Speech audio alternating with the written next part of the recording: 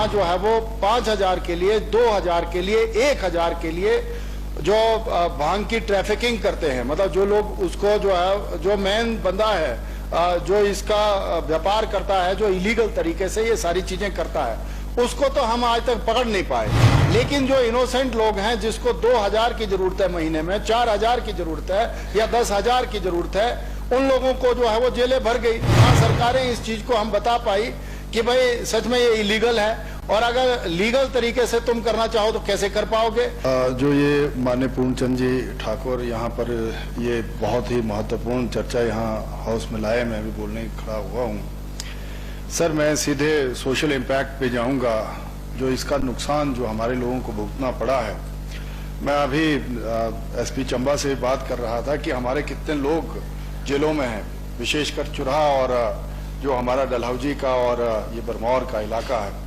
लगभग 600 लोग जो हैं वो पिछले 5 सालों में अंदर गए और 400 लोगों पे अभी केसेस चले हुए हैं। जो पूर्व में माननीय विधायकों ने कहा, मैं उनके साथ बिल्कुल एग्री करता हूं।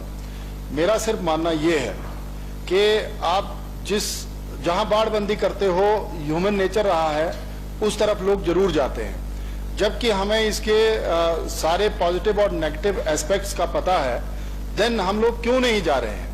मतलब चुराहा जैसा विधानसभा क्षेत्र जहां से मैं आता हूं, हमारे वहां जो है वो 5,000 के लिए, 2,000 के लिए, 1,000 के लिए जो भांग की ट्रैफिकिंग करते हैं, मतलब जो लोग उसको जो है, जो मेन बंदा है जो इसका व्यापार करता है, जो इलीगल तरीके से ये सारी चीजें करता है, उसको तो हम आज तक पकड़ नहीं पाए।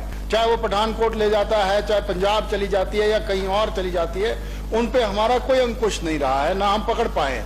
लेकिन जो इनोसेंट लोग हैं, जिसको 2,000 की जरूरत है महीने में, 4,000 की जरूरत है या 10,000 की जरूरत है, उन लोगों को जो है वो जेलें भर गई। मेरा भराड़ा जोन का इलाका ऐसा है जहां मुझे लगता है 6 पंचायतों में, भराड़ा है, लेसुई है, टिकरी है, बघईगढ़ है, चरड़ा है, चांजू है, देरा है, जसौरगढ़ है, द्योला है, यहां से लगभग ऐसा अब तो मेरे ख्याल में 8-10 परिवारों में ऐसा कोई परिवार नहीं बचा है जहां से कोई ना कोई बंदा 10 साल के लिए, 14 साल के लिए, 9 साल के लिए अंदर नहीं हुआ है। ना सरकारें इस चीज को हम बता पाई कि भाई सच में ये इलीगल है, और अगर लीगल तरीके से तुम करना चाहो तो कैसे कर पाओगे।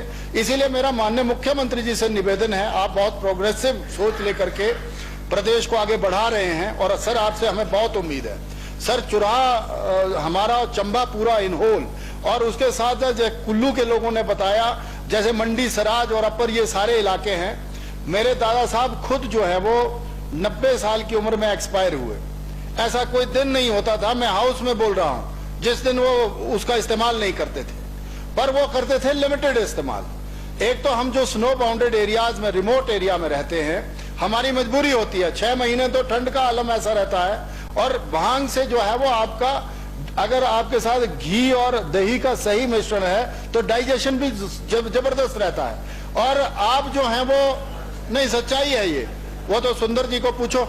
अब मेरा ये मानना है आप लोगों से, नहीं मैं कहा, आपने विस्तृत तरीके से कहा ना जी, तो नहीं हम तो पचा ही नहीं पाए। मैं लीगली तौर पर कह रहा हूं, कई बार हम लोग होली के त्योहार में या किसी और त्योहार में, या और त्योहार होते हैं, एक बार मैंने तो उसका सेवन किया था, लेकिन आप नहीं मानेंगे, 4 दिन तक मैं तो खुद ही उठ नहीं पाया।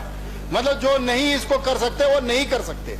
पर इसमें जब मेरी बेटी खुद बीमार हुई, सुंदर जी को याद होगा, मेरी बेटी टाटा तक गई जी, वो सीए का केस बन गया था, और जब उनके बोन मैरो पे सारी ये चीजें हो गई, तो डॉक्टरों ने स्पेशली कहा था, मैं ये हाउस में कह रहा हूं, उन्होंने कहा कि अगर उसके तेल का इस्तेमाल आप कर लेंगे, भाई सुंदर ने भी सुजेशन दी थी, हम पिछली बार भी साथ थे सर, एक जीवन बचाने का काम जो है वो इस पौधे ने किया हुआ है। औषधीय गुण तो है ही है, साथ ही साथ जो भाई सुरेंद्र शौरी जी ने कहा, पूरन जी ने कहा कि आप एक तरफ हम रोजगार जनरेट करना चाहते हैं, तो रोजगार जनरेट करे ना जी। अब अगर उत्तराखंड कर सकता है तो वहां भी तो लोग बसते हैं, वहां भी तो समाज बसते हैं। हम किसी को किसी नशे की तरफ नहीं धकेल रहे हैं। अब जैसे चिट्टा जो है जिस तरह से प्रचारित हुआ है, जिस तरह से यहाँ पर शिमला में मैं देख रहा था, इसके इतने गंदे इम्पैक्ट गए हैं। हमारा ये जो ऊना और ये जो इलाके लगते हैं पंजाब के साथ, यहाँ पर तो इतनी अति हो गई है